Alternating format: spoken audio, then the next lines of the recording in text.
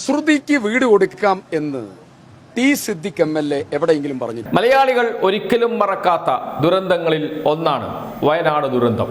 ദുരന്തത്തിന് ഇരയായ ഒരു പെൺകുട്ടി മലയാളികളുടെ മനസ്സിൽ ഇപ്പോഴുമുണ്ട്. ആ കരച്ചിലും ആ നിസ്സഹായതയും. എല്ലാവരും നഷ്ടപ്പെട്ടു ദുരന്തത്തിൽ. ശേഷിച്ചത് ശ്രുതി മാത്രം. ആശുപത്രിയിൽ കിടന്ന് ശ്രുതിയുടെ നിലവിളിയും വിലാപങ്ങളും മലയാളികളുടെ മൊത്തം നിലവിളിയായി മാറിയിരുന്നു. അപ്പോൾ ശ്രുതിയോടൊപ്പം ശ്രുതിയുടെ പ്രതിശ്രുത വരനുണ്ടായിരുന്നു. അതായിരുന്നു ശ്രുതിയുടെ ഏക ആശ്വാസവും. പക്ഷേ വിധി വീണ്ടും വേട്ടയാടി ശ്രുതിയെ. ശ്രുതിയുടെ പ്രതിശ്രുത വരൻ കാർ അപകടത്തിൽ മരിക്കുന്നു. ദുരന്തം കഴിഞ്ഞ് ഏറെ നാളായിട്ടില്ല. അപ്പോഴാണ് അപകടം നടക്കുന്നത്. എല്ലാം നഷ്ടപ്പെട്ട് നിരാലംബയായി നിൽക്കുന്ന ശ്രുതി. പക്ഷേ സർക്കാർ ശ്രുതിയുടെ കൂടെ തന്നെ ഉണ്ടായിരുന്നു. ശ്രുതിക്ക് ജോലി നൽകി സഹായിച്ചു സർക്കാർ. പക്ഷേ ശ്രുതിക്ക് ഒരു വീട് വേണമായിരുന്നു. വീട് വെച്ച് നൽകാമെന്ന് ടി സിദ്ദിഖിന്റെ നേതൃത്വത്തിലുള്ള സംഘം തീരുമാനിക്കുകയും തൃശൂർ കേന്ദ്രമായി പ്രവർത്തിക്കുന്ന ബ്രോക്കർമാർ അതിന് തയ്യാറാകുകയും ചെയ്തു. ടി സിദ്ദിഖാണ് എല്ലാ കാര്യങ്ങളും ഏകോപിപ്പിച്ചത്. ടി സിദ്ദിഖ് വീടിന്റെ പ്ലാനുമായി ശ്രുതിയെ കാണുന്നതും ശ്രുതിയോട് സംസാരിക്കുന്നതും റീലുകളായി അന്ന് ഏറെ നാൾ കോൺഗ്രസ് സൈബർ ഇടങ്ങളിൽ ആഘോഷിക്കപ്പെട്ടിരുന്നു.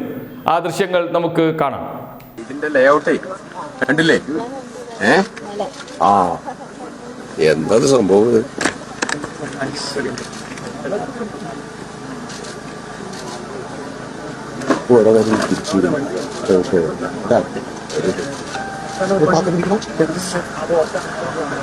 പക്ഷേ ശ്രുതിക്ക് ആ വീട് ലഭിച്ചില്ല. 120 ദിവസത്തിനകം വീട് വെച്ച് നൽകും എന്നാണ് ടി സിദ്ദിഖ് ഫേസ്ബുക്ക് പോസ്റ്റിലൂടെ അറിയിച്ചത്. തൃശൂർ കേന്ദ്രമായി പ്രവർത്തിക്കുന്ന ടൈം ന്യൂസ് എന്ന സ്ഥാപനമാണ് വീട് വെച്ച് നൽകുക എന്നും ടി സിദ്ദിഖ് ഫേസ്ബുക്ക് പോസ്റ്റിലൂടെ അറിയിച്ചിരുന്നു. പക്ഷേ വീട് ലഭിച്ചില്ല. അവസാനം ശ്രുതിക്ക് സർക്കാരിന് അപേക്ഷ നൽകേണ്ടി വന്നു. ടൗൺഷിപ്പിൽ എനിക്കും ഒരു വീട് വേണം എന്ന് പറഞ്ഞു. ടി സിദ്ദിഖിൻ്റെയും ബ്ലോഗർമാരുടെയും വാക്കുകൾ വിശ്വസിച്ച് ടൗൺഷിപ്പിൽ വീട് വേണ്ട എന്ന് പറഞ്ഞ് എഴുതിക്കൊടുത്ത് 15 ലക്ഷം രൂപ വാങ്ങിയിരുന്നു ശ്രുതി. അതുകൊണ്ട് ടൗൺഷിപ്പിൽ ശ്രുതിക്ക് വീടില്ല. ഇപ്പോൾ സർക്കാരിനെ സമീപിച്ചിരിക്കുന്നു കോൺഗ്രസ് നേതാക്കൾ. അതോടൊപ്പം തന്നെ ഈ ബ്ലോഗർമാർ എല്ലാവരും എന്നെ വഞ്ചിച്ചു, എനിക്ക് ടൗൺഷിപ്പിൽ ഒരു വീട് വേണം എന്ന് പറഞ്ഞു. ഇവിടെയും പ്രതിക്കൂട്ടി നിൽക്കുന്നത് കോൺഗ്രസ് നേതാക്കൾ തന്നെയാണ്. പ്രത്യേകിച്ച് ടി സിദ്ദിഖാണ്. ടി സിദ്ദിഖിന്റെ മുൻകൈയിലാണ് എല്ലാ കാര്യങ്ങളും നടന്നത്. ദൃശ്യങ്ങൾ നമ്മോട് ചില കാര്യങ്ങൾ പറഞ്ഞിട്ടുണ്ടല്ലോ. ദൃശ്യങ്ങളിൽ നാം കണ്ടത് വീടിന്റെ പ്ലാനുമായി ശ്രുതിയുമായി സംസാരിക്കുന്ന ടി സിദ്ദിഖ് MLA ആണ്. അത്ര ഉറപ്പുണ്ടായിരുന്നു വീട് ലഭിക്കുമെന്ന്. കാരണം ഇടപെടുന്നത് ഒരു MLA ആണല്ലോ. അവിശ്വസിക്കേണ്ട യാതൊരു കാര്യവുമില്ല. പക്ഷേ ചതിക്കപ്പെട്ടു ശ്രുതി, അതും കോൺഗ്രസ് നേതാക്കളാൽ. ആ ശ്രുതിക്ക് അവസാനം വീട് നൽകാമെന്ന് സർക്കാർ സമ്മതിക്കുകയും സർക്കാർ അതിനുള്ള ഒരുക്കങ്ങൾ നടത്തുകയും ചെയ്തുകൊണ്ടിരിക്കുന്നു. ഇനിയും ഇതുപോലെ വഞ്ചിക്കപ്പെട്ടവരുണ്ട്.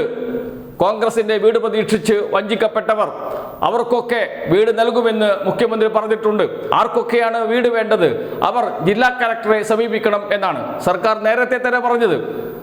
ടൗൺഷിപ്പിൽ വീട് വേണം എന്ന് പറഞ്ഞ് നിലവിളിച്ചുകൊണ്ട് എന്നെ കാണാൻ വരുന്നവരെ ഞാൻ കണ്ടിട്ടുണ്ട് എന്ന് പറയുന്നുണ്ട് ജില്ലാ കലക്ടർ. എപ്പോൾ? ടൗൺഷിപ്പിന്റെ 1ാം ഘട്ടത്തിന്റെ ഉദ്ഘാടന വേളയിൽ. അവർക്കൊക്കെ വീട് നൽകുമെന്ന് മുഖ്യമന്ത്രി തന്നെ പറയുകയും ചെയ്തിട്ടുണ്ട്. അവർ കുറ്റക്കാരല്ല. അവർ ആരെയൊക്കെയോ വിശ്വസിച്ചു പോയി. പ്രത്യേകിച്ച് കോൺഗ്രസ് നേതാക്കളെ വിശ്വസിച്ചു പോയി. മുസ്ലിം ലീഗിന്റെ വീട് പകുതി പോലും പൂർത്തിയായില്ല. പകുതി വീടേ പൂർത്തിയായുള്ളൂ. ഇനിയും പകുതി പേർ വീടിന് വേണ്ടി കാത്തിരിക്കുന്നുണ്ട്. അവർ സർക്കാരിനെ സമീപിക്കാൻ തയ്യാറായി നിൽക്കുകയാണ് എന്ന വിവരമാണ് പുറത്തു വരുന്നത്. എന്ന് വെച്ചാൽ വഞ്ചിക്കപ്പെട്ടവർ, കോൺഗ്രസിന്റെയും ലീഗിന്റെയും നേതാക്കളാൽ വഞ്ചിക്കപ്പെട്ടവർ, ദുരന്തഭൂമിയെയും വിറ്റ് കാശാക്കാൻ മടിയില്ലാത്തവർ, അത്തരമൊരു നികൃഷ്ട കൂട്ടമായി കോൺഗ്രസും മുസ്ലിം ലീഗും മാറിയോ? ഈ ചോദ്യം ഇവിടെ ഉയരുന്നുണ്ട്.